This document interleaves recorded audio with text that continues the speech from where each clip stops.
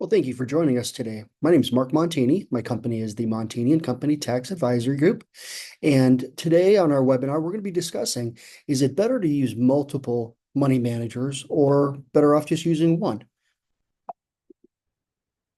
So real briefly about us, we are a tax and financial planning firm. We're a one-stop shop for your planning needs. I am a licensed fiduciary, an independent financial advisor, and I've been in financial services for about 30 years. What we specialize in is tax reduction strategies. And then we build long-term sustainable retirement income plans for people that are taken in the most tax efficient manner possible. Do you have a retirement plan? If not, let me put one together for you. We do obviously manage assets, which is what we're going to be talking about today, but we also do taxes. It's my firm belief that if I'm going to be the best independent financial advisor that I can be, that I need to have a very clear knowledge of taxes and tax reduction and tax elimination. So here in this webinar today, again, we're on our agenda, we're going to be talking about why use a professional money manager? What do you get out of that? How do we, if we're going to use multiple money managers, how are we going to avoid redundancy within the investments that are being made? We'll talk about the different styles of investments, different styles of management that you may see with different money managers. Then can we achieve more consistency in our performance by utilizing multiple money managers? And lastly, how do we reduce risk in layers? Kind of my favorite section. So stay with us through this whole thing. Now, why use a professional money manager? Most importantly, who's watching your money? Okay. And do they have the expertise to effectively help you manage the money and make sure that your assets are going to remain intact for the duration of your retirement? The money manager is going to be watching your money every single day. That's the important part. Okay. And with the money management that we're going to be using, not only are they going to be watching it every day, but they're going to hopefully be making proactive moves based on what's going on within our economic cycle. A professional portfolio manager is going to be looking at taxes, and they're going to try to find where the tax efficiencies are going to be. As an example, mutual funds can tend to be a little inefficient in their taxes. So you may not be working with a money manager who's going to use mutual funds so that they can keep the portfolio as tax efficient as possible. A money manager is going to try to find that optimal amount of diversification. Now, why is diversification so important? Well, we're going to talk about that in the next slide, but I will tell you, diversification helps reduce and limit losses that we can take during a stock market correction. Lastly, a money manager is always watching, which means they're always going to be able to monitor and rebalance the portfolio, again, based on what's going on with the economy. Now, diversification is an incredibly important concept. And as most of us are familiar, diversification is simply utilizing multiple asset classes to reduce overall risk. So as an example, you may have some assets that during this economic cycle may be going down. But because you're well diversified during the same economic cycle, you may have some assets that are going to be going up. And again, that's going to lessen the losses that we could potentially take during a stock market correction. Now, the question is, can we diversify not only by asset, but can we diversify by portfolio management? Now, you may have multiple managers already involved, but are you truly as diverse as you think? I mean, you may have Ameriprise and T. Rowe Price and Vanguard and Fidelity. You may have all of these things, but how are they managing the money? What is the management style that they're utilizing?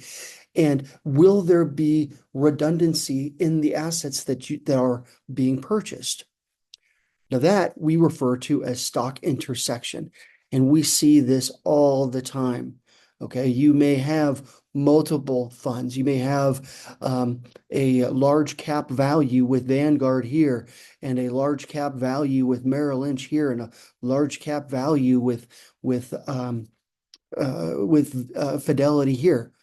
But if they're all investing in the same assets, then you're really not as diverse as you think you are. And ultimately what happens is you may have this stock intersection between multiple managers. And what happens is when that one stock goes down, you feel it potentially in a dozen different holdings. And let's look again. Here's what I'm talking about. So these are a list of some of the top large cap value funds. And these are the holdings within those funds. Now, if we look close, here's Microsoft, here's Microsoft, here's Microsoft, here's Microsoft, right? So you may have multiple wealth managers working for you, but if they're all buying the same stock, it doesn't do you any good. Again, this is something I see consistently. One of the services that I provide for all of my clients is I can do a financial analysis. And on this financial analysis, it will go and find and see if you have this stock intersection going on. And it's not odd for me to see, a dozen different holdings being held in different places. So again, you can see here, JP Morgan, JP Morgan, JP Morgan. This is a stock intersection and the redundancy that we have to try to avoid if we're going to be utilizing multiple wealth managers. Now, when we are looking at money managers, we want to examine the style that they use in their management. Okay. Do you know how your money, what style of management your money is getting right now? I know that for my clients, we're going to have that in-depth conversation, and they're going to have an extensive knowledge as to how and why my portfolio managers do what they do. You could have tactical money management, or you could have passive money management. Okay, tactical means action.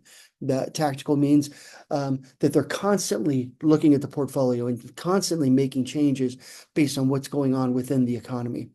Passive management is more of a buy and hold approach, but both can be effective. Okay, so I'm not saying one is better than the other. They both can work very, very well. But the important part is you have to understand, how are you invested and what is this doing for you? Okay, before we make any significant decisions, we need to lay out what our financial goals are going to be. And those goals can be broad-based. Are my goals growth? Are they safety? Are they income? Or are they a combination? I know I need to get some supplemental income from the portfolio, but I'd still like to have a little bit of growth on it. When we have those clear goals, that makes selecting the money managers even easier. Now let's talk about passive money management. Okay, passive is more of a buy and hold approach. It's often called modern portfolio theory. Now, modern portfolio theory is a very, very sound financial planning approach that has roots that date back to the 1950s. Okay, and what modern portfolio theory states is that by investing in a diverse group of non-correlated assets, that over time, the client can achieve their desired returns based on their risk tolerances.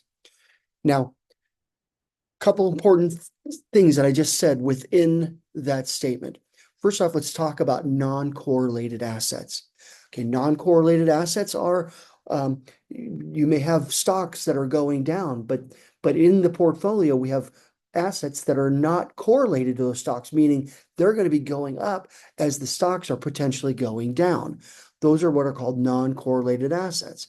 And the important part about that is that again is going to reduce or limit what those potential losses are going to be when we do have a stock market correction, which is a very normal occurrence that we can expect. Okay, what are non-correlated assets? Well, again, we know we can talk about stocks and equities. Assets that are non-correlated, that could be real estate, bonds, gold, annuities. These can all be non-correlated assets that will help diversify the portfolio. Now, so we're going to buy a diverse group of non-correlated assets, and over time, we can achieve the desired results based on the risk tolerances of the client. Now, in that statement, my one problem I have with that statement is the term over time. Okay, my client base are at or near retirement. And it's my personal belief that we may not necessarily have the time that we need for this particular strategy to work. So if we're going to use a management style like this, which again, very sound, very successful, I want to make sure there's a tactical element built in there so that If we know the stock market's going down and we have non-correlated assets that are reducing our risk, that we're tactical and we can still say, we know that stocks are going down. We don't have to take those losses. Okay, we can get out and get back in at a later date when that's appropriate. Now let's talk about tactical money management. Okay, tactical means action.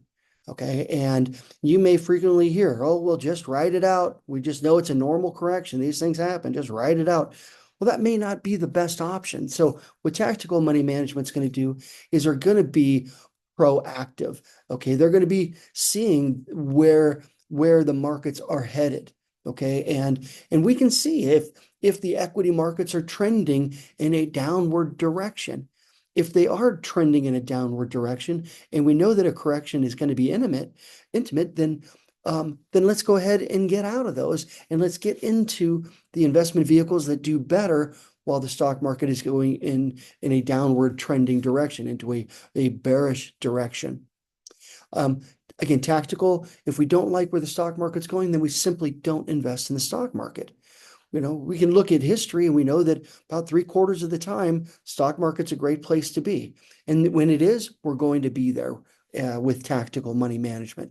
But there's going to be a time where it's not. And we want to make sure that we have a money manager that is on top of things and watching and getting us out when it's time to get out. So again, the point of tactical money management is somebody is watching your money every single day. Now, one of the goals that we're trying to achieve for my clients is I want to reduce risk in layers. Okay. I'm going to first start with a foundational layer. And this foundational layer is going to have little to no stock market risk. Okay. For a portion of the assets and a portion of the portfolio, we have this foundation. Now, the next layer typically is going to be a portfolio manager that is going to limit our losses, where in the event of a correction, we're going to see losses of no greater than 10%. So we go from a foundational layer with no risk, then we have a layer that has some risk but limited. Then we're going to have a third layer that may incorporate modern portfolio theory and utilize non-correlated assets to limit those losses. Lastly, we're going to, now that we have built our safe, our portfolio in layers, no risk, limited risk, that leaves us with the opportunity where we can take a little bit more of an aggressive approach. If we're building this thing for the most part for safety first, we can afford to take a little extra risk. And we've got great portfolio managers that do exactly that. Now, where do we go from here? I will tell you that for the majority of my clients, I'm looking to utilize 3 different money managers at the minimum. But I always am looking at the style that those money managers are working in so that we do not have stock intersection. Okay. And we have true diversification within the portfolio. I kind of think that all my portfolio managers, we're all trying to get to the same finish line. But the money managers that I'm going to utilize are going to take different routes to get to that same finish line. Now, a very important thing I would tell you, request a financial analysis report for me, because you're going to be shocked at what you see. You're going to see probably quite a bit of stock intersection going on. I mean, that happens with the vast majority of the people I run these things through. We'll also show what type of non-correlated assets you may have. And oftentimes what I see is that there are no non-correlated assets, that within somebody's portfolio, all of the assets are all correlated, okay? Which means if the stock market's going up, great, we're all going up with it. But if the stock market's going down, we have no other assets there to protect us, and we're all going down in the same direction. So my portfolio analysis will show us, do we have some non-correlated assets in there that could help generate a more consistent return over time? All of this stuff I'm offering you free at no cost, and just get yourself a second opinion. Now, lastly, here, keep your education going. If you liked this webinar, I've got a whole library of short educational webinars that you can pick and choose from. Rolling your 401k, Roth conversions, the ramifications if the 2017 Tax Cuts and Job Act were to sunset.